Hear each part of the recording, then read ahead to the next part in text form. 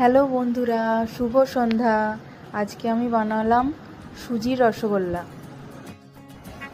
এবার আমি মিষ্টির রসটাকে তৈরি করে নিলাম। মিষ্টিগুলো তৈরি করে নিয়েছি। এবার মিষ্টিগুলো রসের মধ্যে দিয়ে দেব।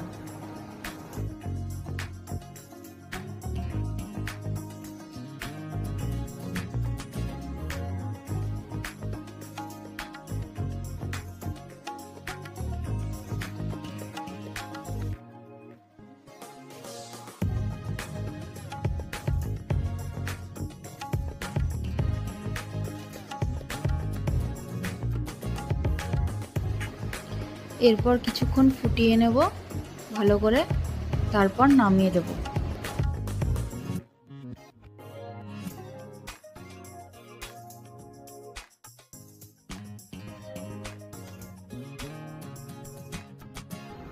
তৈরি হয়ে গেছে আমাদের সুজির রসগোল্লা। আজকের মতো এতটুকুই। টাটা।